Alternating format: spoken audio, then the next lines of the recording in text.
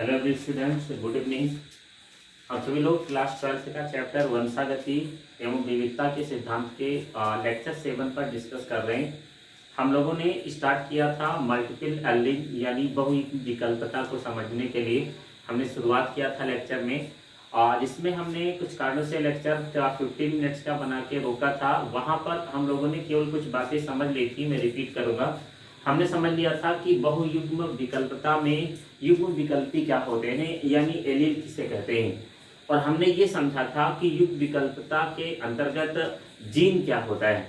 फिर मैंने थोड़ा सा आपको ये समझाया था कि किसी भी मनुष्य में ब्लड ग्रुप के डिस्कवरी के दौरान उन्हें 4 ब्लड ग्रुप में क्यों डिवाइड किया गया। और फिर इसी दौरान मैंने ये भी समझाया था कि उन पर एंटीबॉडी और एंटीजन क्या होता है। तो आज की हमारी जो टॉपिक है बहुयुग्म विकल्पता, आज हम इसे कंप्लीट समझेंगे।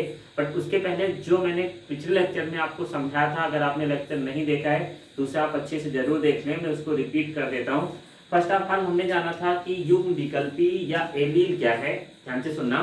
तो युग्म विकल्पी या एलील का मतलब होता है कि किसी भी अल्टरनेट फॉर्म ऑफ जीन, मान लो कि कोई जीन है, ये जीन एक होमोलॉगस क्रोमोसोम, जिसे हिंदी में कहते हैं सजातीय गुणसूत्र, यानी ये जीन जो है सजातीय गुणसूत्र पर उपस्थित है होमोलॉगस क्रोमोसोम पर, और इसका कोई अल्टरनेट फॉर्म है, यानी यह एक अल्टरनेट फॉर्म में उपस्थित है। तो मैं अगर इसकी शुद्ध परिभाषा को बताऊं तो एलील का मतलब है कि ये एक जीन ही है, बट होमोलॉगस क्रोमोसोम पर इसका एक अल्टरनेट फॉर्म प्रेजेंट होता है एक ही लोकस पर। लाइक एग्जांपल, ये कोई एक क्रोमोसोम है, मान लेता हूं कि ये कोई एक होमोलॉगस क्रोमोसोम है जो मैटरनल और पैटर्नल क्रोमोसोम्स के द्वारा बना हुआ है। तो इसके इसी लोकस पर कोई एक जीन ये है, और उसी दूसरे लोकस पर यानी सेम लोकस पर दूसरी जीन कोई और है। ये मान लो कैपिटल टी की जीन है, और ये मान लेते हैं स्मॉल टी की जीन है। तो these both genes are alternate form and this gene is known as the allele, यानी इसी जीन को हम अल्टरनेट फॉर्म में टी के युग्म विकल्पी या एलील कहते हैं।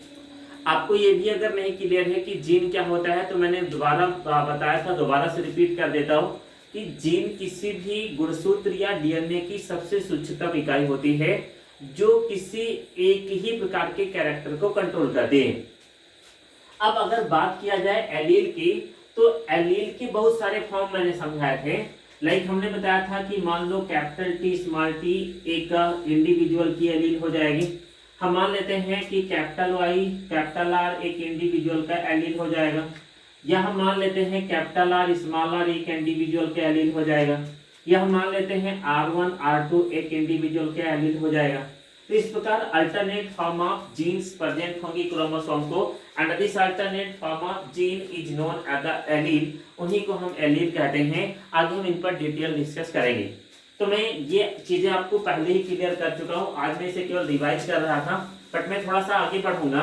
आगे मैं आपको ये बताना चाहूंगा कि ह्यूमन ब्लड ग्रुप बना कैसे, थोड़ा सा जान लीजिएगा। ह्यूमन ब्लड ग्रुप मनुष्य के रुधिर वर्ग की खोज कार्ल लैंड ने 1902 में किया था। मनुष्य के रुधिर वर्ग के लिए इन्होंने आरबीसी के प्लाज्मा मेम्ब्रेन के आधार पर, हमारे ब्लड में एक सेल प्रेजेंट होती है, this is known as the RBC. उस आरबीसी का जो शेप है वो बाइकॉनकेव होता है, और उस पर ग्लाइकोप्रोटीन की विशेष संरचना होती है। इसके आधार पर कार्ल लैंड ने 1902 में ब्लड ग्रुप को 4 भागों में बांट दिया था। कैसे बांटा था, ध्यान से सुनेंगे। उन्होंने एक ब्लड ग्रुप मान लिया कि उन्होंने लिया ए, तो उस पर बताया कि जो प्लाज्मा मेम्ब्रेन होगी आरबीसी पर, उस पर जो मैंने ग्रीन कलर के स्ट्रक्चर दिखा रखे हैं, दिस इज दिस पार्ट, कि उस प्लाज्मा मेम्ब्रेन पर एक एंटीजन प्रेजेंट होगा, and this antigen is known as the antigen A. और उस प्लाज्मा मेम्ब्रेन में उस हम प्लाज्मा पर अगर जाते हैं तो वहां पर एंटीबॉडी भी पाई जाएगी। याद रखेंगे कि ब्लड ग्रुप ए के लिए, मान लो ये ब्लड ग्रुप है, इसमें 2 बातें बताई गई कि इसके लिए जो एंटीजन होगा, ठीक है, वो एंटीजन तो प्लाज्मा मेम्ब्रेन पर, ठीक है, जो ग्रीन कलर से बताया गया, एंटीजन तो हमेशा ए होगा, बट इसमें अगर हम इसकी एंटीबॉडी को देखें तो इसकी प्लाज्मा में जो एंटीबॉडी होगी वो हमेशा बी होगी। याद रखेंगे ब्लड ग्रुप ए के लिए एंटीजन ए होता है, एंटीबॉडी बी होती है। इसी प्रकार अगर हम ब्लड ग्रुप बी पर आ जाएं तो आप देखेंगे इसमें दूसरा एंटीजन पाया गया जो मैंने ब्लैक कलर से बना रखा है, इसे एंटीजन बी कहते हैं। बट इसके प्लाज्मा में जो एंटीबॉडी पाई जाएगी वो ए पाई जाएगी। यानी हम बी के लिए उल्टा करेंगे, यहाँ पर एंटीजन तो बी होगा परंतु इसके लिए जो एंटीबॉडी होगी वो ए प्रकार की प्रेजेंट होती है। यानी इसमें एंटीबॉडी ए और एंटीजन बी पाई जाएगी। हम अगर बात करें ए बी ब्लड ग्रुप के लिए तो मैंने दो बात बताई, इसमें जो एंटीजन होगा वो तो दोनों है, ए और बी, यानी ब्लैक वाला भी है ग्रीन वाला भी है, बट इसमें एंटीबॉडी कोई नहीं पाई जाएगी। तो यानी एंटीजन ए प्लस बी दोनों होगा और इसमें जो एंटीबॉडी होगी ध्यान रखेंगे कोई नहीं, यानी नो एंटीबॉडी, कोई एंटीबॉडी नहीं पाई जाती। इसी प्रकार जो चौथा देखा गया तो उस ब्लड ग्रुप को कहा गया वो, उसमें दो बातें बताई गई। पहली बात ये बताई गई कि इसमें कोई एंटीजन नहीं होगा, यानी ना तो ए एंटीजन होगा और ना इसमें बी होगा, कोई नहीं होगा, नो एंटीजन। बट इसमें अगर मैं बात करूं कि क्या कोई एंटीबॉडी होगी तो हाँ, इनमें बोथ ए एंड बी यानी ए एंटीबॉडी भी पाई जाएगी और बी एंटीबॉडी, दोनों एंटीबॉडियां प्रेजेंट होंगी। अब आपको मैं दोबारा रिपीट करता हूं, वहां नहीं समझ में आया डायग्राम में तो यहां समझने का प्रयास करेंगे। रुधिर वर्ग ए में आरबीसी की कला पर एक विशेष ग्लाइकोप्रोटीन थी जिसको एंटीजन ए कहा कार्लेंड स्टीनर ने, और उसी की प्लाज्मा में एंटीबॉडी बी थी। इसी प्रकार रुधिर वर्ग बी में एक विशेष प्रोटीन प्रेजेंट थी एंटीजन बी, उसमें एंटीबॉडी ए थी। इस प्रकार ए बी में दोनों एंटीजन प्रेजेंट थे बट उसके अंदर कोई एंटीबॉडी नहीं थी। इसी प्रकार ओ में ए एंड बी दोनों एंटीजन नहीं थे परंतु उसमें दोनों एंटीबॉडियां पाई गई थी। इस प्रकार ठीक है, कार्लेंड स्टीनर ने 4 रुधिर वर्ग अलग अलग प्रकार से बनाए। अब मैं 4 रुधिर वर्ग के बाद में यहाँ पर मैं आपको समझाना चाहूंगा कि बहुविध विकल्पता कैसे देखने को मिली और इसकी खोज सबसे पहले किसने की। थोड़ा सा कंसंट्रेट होकर समझेंगे, थोड़ी सी ये इंपॉर्टेंट टॉपिक है बोर्ड एग्जाम के लिए और थोड़ी सी जटिल है, बट मैं जो समझा रहा हूँ अगर आप कंसंट्रेट रहते हैं तो आपको कॉन्सेप्ट ब्रेन में आ जाएगा और आप कभी नहीं भूलेंगे कि मल्टीपल एनालिसिस जैसी टॉपिक होती क्या है, इसलिए थोड़ा सा कंसंट्रेट रखने का प्रयास करेंगे। मैं अगर आगे बढ़ूं तो मैं आपको ये बताना चाहूंगा कि बर्नस्टीन ने अब इसके ठीक है एलील्स के रूप में यानी मल्टीपल एलील की डिस्कवरी के रूप में ब्लड ग्रुप के एबीओ की वंशागति की खोज की। तो मैं यहाँ पर एग्जांपल के रूप में समझाना चाहूंगा कि एबीओ की वंशागति क्या होती है। चलिए सबसे पहले हम उदाहरण पर आ जाते हैं। अगर मैं उदाहरण की बात करूं तो मानव रुधिर वर्ग बहुविकल्पता का या फिर बहुयुग्म विकल्पता का एक विशिष्ट एग्जाम्पल है। मानव रुधिर वर्ग, इसमें एक विशेष प्रकार का प्रोसेस देखा गया जिसको हम एबीओ वंशागति कहते हैं। अब एबीओ वंशागति है क्या? तो एबीओ वंशागति जनरली मानव रुधिर वर्ग में एक साइंटिस्ट ने खोजा था जिनको हम बर्नस्टीन कहते हैं। मैंने अभी इनका नाम पहले ही आपको समझा दिया है कि बर्नस्टीन ने ही एबीओ रुधिर वर्ग की वंशागति की खोज की थी। इन्होंने देखा क्या कि बर्नस्टीन ने ये देखा कि अगर हम ब्लड के लिए दो चीजों को याद रखें, एक तो मान लेते हैं जीनोटाइप और दूसरा मान लेते हैं फिनोटाइप, यानी एक जीनोटाइप और दूसरा फिनोटाइप। तो इन जीनोटाइप और फिनोटाइप के आधार पर रुधिर को कुछ विशेष प्रकार से बांटा जा सकता था। जैसे अगर हम जीनोटाइप की बात करें तो मनुष्य में जो जीनोटाइप है कुछ विशेष प्रकार का फॉर्म बनाता है और जबकि उसका फिनोटाइप कुछ विशेष प्रकार का फॉर्म बनाता है। अगर मैं जीनोटाइप की बात कर दूं तो जीनोटाइप 6 प्रकार से हो सकता है जबकि फिनोटाइप जो है वो 4 प्रकार से ही है। या तो रुधिर वर्ग ए है, या तो रुधिर वर्ग बी है, या तो रुधिर वर्ग ए बी है, या तो रुधिर वर्ग ओ है। यानी आपने देखा कि जो ब्लड ग्रुप है ये 4 प्रकार का है, ए बी और ओ। इन्होंने बताया कि इसमें जो जीनोटाइप है रुधिर वर्ग में इम्यूनोग्लोबुलिन की प्रोटीन IA हो सकती है या दूसरा फॉर्म IA-I0 हो सकता है। बी के लिए बताया कि इसमें IB हो सकता है या फिर IB-I0 भी हो सकता है। मैंने बताया कि ए बी के लिए एक ही प्रकार का जीनोटाइप होगा जिसमें आई ए आई बी प्रेजेंट होगा, और ओ के लिए एक ही प्रकार का जीनोटाइप होगा जिसमें आई जीरो प्रेजेंट होगा, और इसके अलावा कुछ नहीं पाया जाए।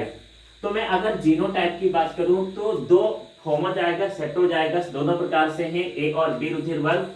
ए बी और ओ केवल होमोजाइगस है और एक ही प्रकार के हैं, यानी आई जीरो ए के लिए, आई बी जीरो बी के लिए, आई बी ठीक है ए बी के लिए, और आई जीरो ओ के लिए निर्धारित किया गया। अब अगर इसकी वंशागति पर हम थोड़ा सा ध्यान दें तो वंशागति के दौरान इन रुधिर वर्गों को ट्रांसफर करने के लिए कुछ विशेष प्रकार की प्रोसेस देखने को मिलेगी। हम चलिए इस उदाहरण नंबर 1 ले लेते हैं। पहला हम मान लेते हैं कि किसी पुरुष में रुधिर वर्ग, किसी पुरुष में रुधिर वर्ग ओ हो, जिसका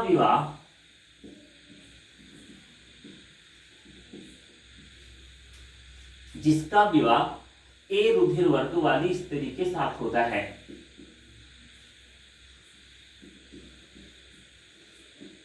तो संतानों में क्या लक्षण दिखाई देंगे? ए रुधिर वर्ग वाली स्त्री के साथ होता है तो संतान कैसे होंगे, चलिए करके देख लेते हैं। हम एक लेते हैं रुधिर वर्ग ओ और एक लेते हैं रुधिर वर्ग ए। हम मान लेते हैं इसके लिए आपको जीनोटाइप पता है, आई जीरो होगा, और इसके लिए दो कंडीशन है, एक पहला ले लेते हैं आई ए, और फिर हम दूसरे को भी चेक करें। हम अगर क्रॉस कराते हैं तो ये बनेगा आई जीरो, दूसरा बनेगा आई ए, देन तीसरा बनेगा, चौथा कंडीशन आई जीरो, और नेक्स्ट बनेगा आई ए। अब जहां पर आई जीरो आ रहा है, हम मान लेते हैं कि this is the blood group O, इसे मान लेते हैं A, this is the O, this is the A. यानी अगर हम ये रुधिर वर्ग वाले पुरुष का विवाह बी रुधिर वर्ग वाली स्त्री के साथ, या ओ रुधिर वर्ग वाले पुरुष का विवाह ए रुधिर वर्ग वाली स्त्री के साथ कराते हैं, तो दो संतानें ओ ब्लड ग्रुप की हैं और दो संतानें ठीक है ए ब्लड ग्रुप की आएंगी। यहाँ पर हमें कोई विशिष्ट चीजों पर नहीं ध्यान रखना है, क्योंकि जो पेरेंट में ओ ब्लड ग्रुप था और ए ब्लड ग्रुप था, ये दोनों हमें देखने को मिलता है, और इसमें कोई भी आश्चर्य की बात नहीं है, क्योंकि जो रुधिर वर्ग था वही ट्रांसफर हो रहे हैं। मैं जो समझाना चाह रहा हूँ उसे समझने का प्रयास करेंगे। ओ और ए के साथ, यानी ओ ए पेरेंट है, पिता और माता हैं, उनकी जो संतानें हैं उनमें ओ भी आया और ए भी आया, कोई आश्चर्य की बात नहीं, क्योंकि माता पिता में ही उपस्थित था। बट हम इन केस को बदल दें। हम मान लेते हैं कि हम एग्जाम्पल 2 की तरफ चलेंगे, यानी हमारा पहला एग्जाम्पल और पुरुष रुधिर वर्ग वाला, और जबकि स्त्री ए रुधिर वर्ग वाली थी, तब हमने कुछ विशेष प्रकार के लक्षण देखे जो मेल और फीमेल में एक समान दिखाई दे। अगर हम बी दूसरा एग्जाम्पल ले लें कि हम ए पुरुष, यानी जो पुरुष है ए रुधिर वर्ग का, जबकि स्त्री जो होगी वो बी रुधिर वर्ग की।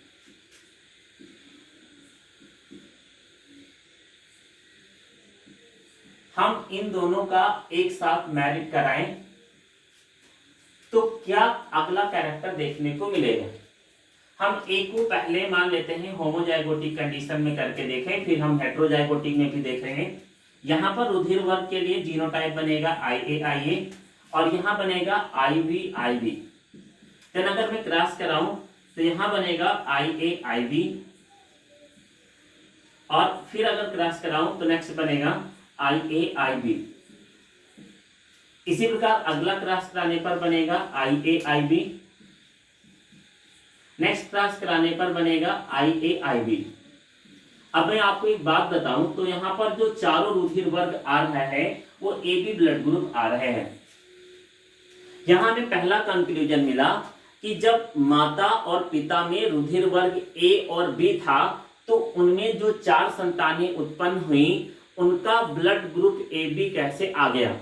यानी यहां पर हमने अभी तक 3 टॉपिक पढ़ी थी। एक तो लॉ ऑफ डोमिनेंट पढ़ा था कि या तो ए रुधिर वर्ग ठीक है डोमिनेंट हो सकता है या तो बी, दोनों नहीं हो रहे। हमने ठीक है कोडोमिनेंस पढ़ा था कि दोनों डोमिनेंट हो सकता है, वो यहाँ पर एक कंडीशन में देखने को मिल रहा है, यानी ए बी दोनों के लक्षण कोडोमिनेंस कंडीशन में आ रहे हैं। और हमने ठीक है इनकम्प्लीट डोमिनेंट पढ़ा था जहां ये पता चला था कि बोथ आर नॉन डोमिनेंट, दोनों कोई भी डोमिनेंट नहीं होगा पूर्ण प्रभावी, तो यहाँ वो लक्षण देखने को नहीं मिलता है। अगर हम इसी को होमोजाइगोटिक कंडीशन को ए और बी को ही हेट्रोजाइगोटिक में करा लें, मान लीजिए एक तो आई बी से हमने कराया, बट हम इसको दूसरा मान लेते हैं I0 IA, एक कंडीशन और है, आप जीनोटाइप में अच्छे से देख सकते हैं, और दूसरा है I0 IB। अगर मैं इस प्रकार क्रॉस कराऊं तो एक कंडीशन में एक एक को केवल कराता हूं, I0 बनेगा, दूसरा बनेगा IA IB।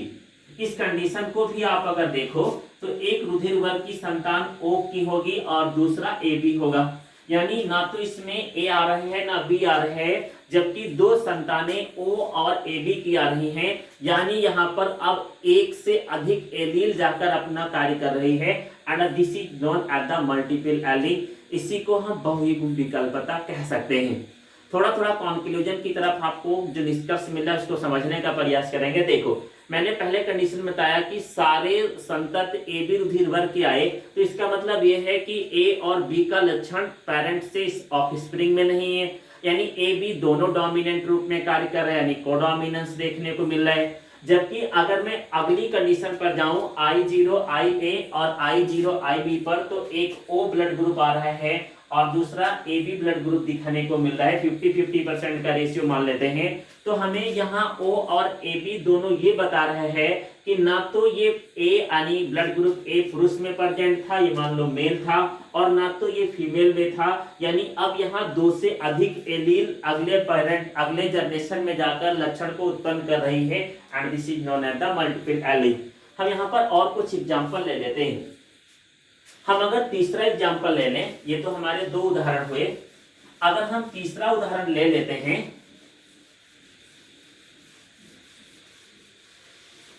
एबीओ वंशागति में हम मान लेते हैं कि एक पुरुष मेल, एग्जाम्पल 3 को ध्यान से समझेंगे, जिसका ब्लड ग्रुप AB है और ये पुरुष होगा, इसका विवाह हम अगर ठीक है किसी AB स्त्री के साथ ही करते हैं, यानी स्त्री का भी ब्लड ग्रुप AB हो, तो उत्पन्न संतानों में क्या जीनोटाइप फिनोटाइप आएगा, तो एक बनेगा IA IB और दूसरा बनेगा IA IB। अब मैं इनका अगर क्रॉस कराऊं तो एक ब्लड ग्रुप बनेगा IA IA, दूसरा बनेगा IA IB, तीसरा बनेगा IA IB, चौथा ब्लड ग्रुप बनता है IB IB। यानी एक संतान A ब्लड ग्रुप का, दूसरा AB का, तीसरा AB का, तीसरा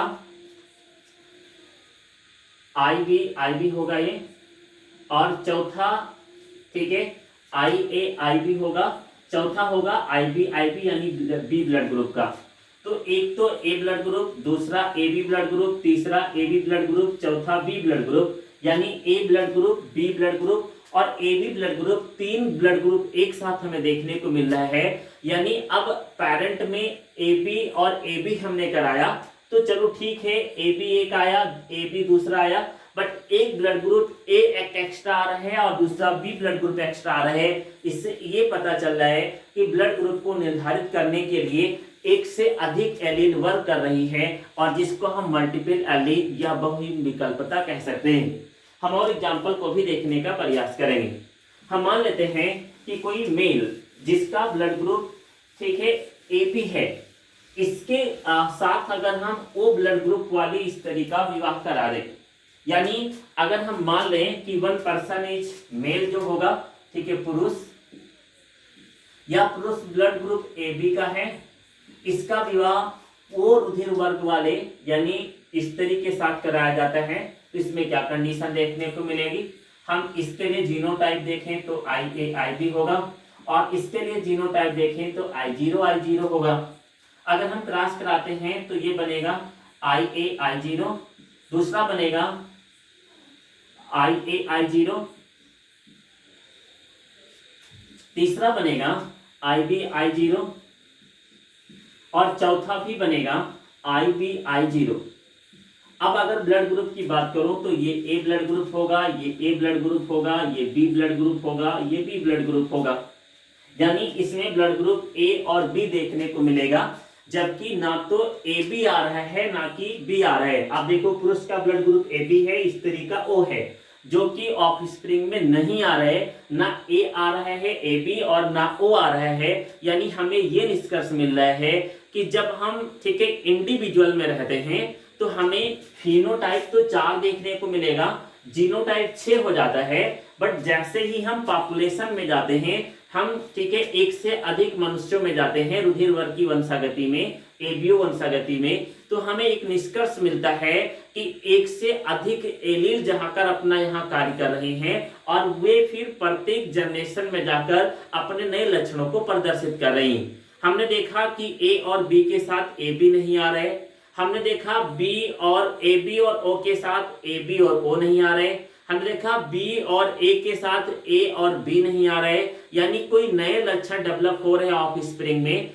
अभी तक हमने मेंडल के नियम में पढ़ा था कि जो ठीक है किसी पेरेंट में कैरेक्टर होंगे वो सेग्रीगेट हो जाते हैं, वो डोमिनेंट हो जाते हैं, वो ठीक है इंडिपेंडेंट हो जाते हैं। बट हमने कोडोमिनेंस और इनकम्प्लीट डोमिनेंस में पढ़ा कि कहीं साथ साथ आ जाते हैं, कहीं कोई नया कैरेक्टर बन जाता है। मल्टीपल एलील में हमें ये पता चल रहा है कि लक्षणों को उत्पन्न करने वाले जो एलील हैं बहुयुग्म विकल्पी हैं, यानी जो युग्म विकल्पी के कैरेक्टर हैं, वो जब पॉपुलेशन में जाते हैं तो वो कई प्रकार के लक्षणों को प्रदर्शित करते हैं, जिसको हम बहुयुग्म विकल्पता कहते हैं।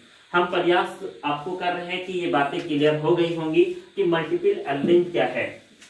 अब हम पूरे का डिस्कस जान लेते हैं कि ये हमें बहुयुग्म विकल्पता टॉपिक में एक कंप्लीट कंक्लूजन क्या मिला कि बहुयुग्म विकल्पता होता क्या है। जनरली में कंप्लीट कंक्लूजन की बात करूं तो निष्कर्ष हमें ये मिलता है। क्या निष्कर्ष मिलता है, ध्यान से समझेंगे। मानव रुधिर वर्ग में वंशागति को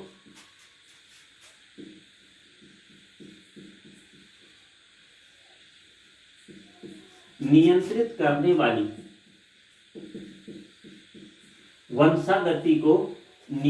करने वाली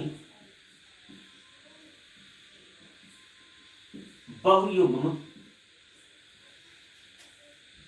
एलील या बहुयुग्म एलील के एक से अधिक प्रकार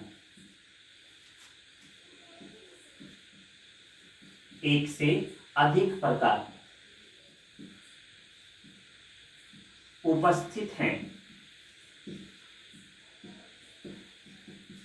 जो पॉपुलेशन में यानी जनसंख्या के अंदर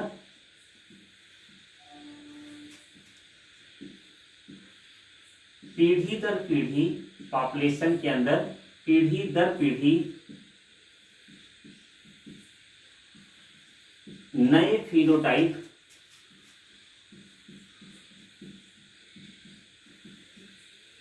बनाते हैं। ठीक है, कंक्लूजन हमें क्या मिला कि हम ए बी का ओ से, ए का बी से, ए बी का बी से, बी का ए से सब क्रॉस करके देख लिए तो हमें निष्कर्ष ये मिला कि मानव के रुधिर वर्ग की जो वंशागति है, यानी ह्यूमन के ब्लड ग्रुप का जो जनरेशन टू जनरेशन ट्रांसफर हो रहा है, इसको नियंत्रित करने के लिए बहुत सारी एलील्स पॉपुलेशन में है और यही एलील बार बार जब अपनी पेयरिंग करती है तो ये नेक्स्ट पॉपुलेशन में जाकर पीढ़ी दर पीढ़ी नए फिनोटाइप को बनाती है। जो फिनोटाइप पेरेंट में नहीं होता है और ऑफस्प्रिंग में उत्पन्न हो जाता है, this is known as the multiple allele, वही बहुयुग्म विकल्पता है। अब आपको ये टॉपिक अच्छे से क्लियर हो गई होगी कि मल्टीपल एलिज्म या बहुइक विकल्पता किसे कहते हैं। अगर आपको वीडियो समझ में आ गए है, अगर आपको वीडियो पूरा क्लियर हो चुके हैं कि मल्टीपल एलिज्म क्या है, तो हमें कमेंट बॉक्स में जरूर